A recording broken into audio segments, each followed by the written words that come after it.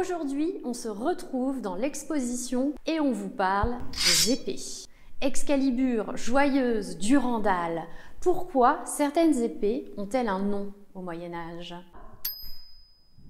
Dans la littérature, l'épée est dotée de pouvoirs surnaturels. Elle est personnifiée jusqu'à l'extrême. On va même jusqu'à lui donner un nom.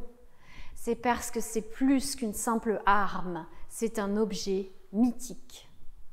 Au Moyen-Âge, elle est le prolongement du chevalier qui la garde toute sa vie à ses côtés.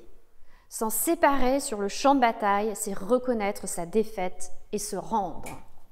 Lors des combats, l'épée sert à donner des coups d'estoc avec la pointe ou de taille avec le tranchant.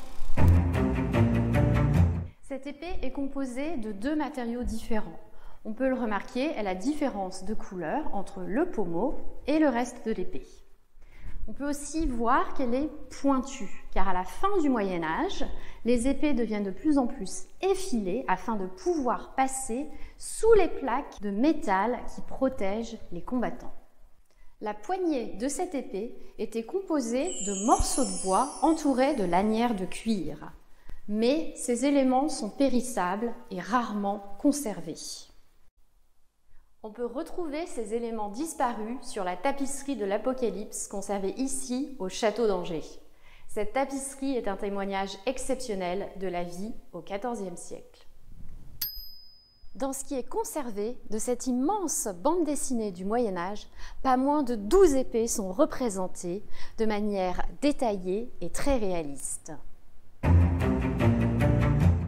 Dans cette scène, observez bien le personnage sur la gauche, dont l'épée est à moitié cachée.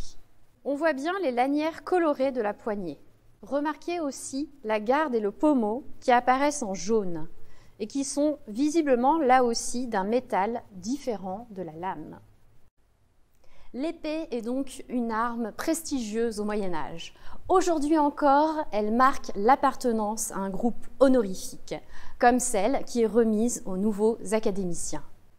Celle de Barbara Cassin, entrée à l'Académie française en 2019, est high-tech et connectée. Elle ressemble à un sabre laser.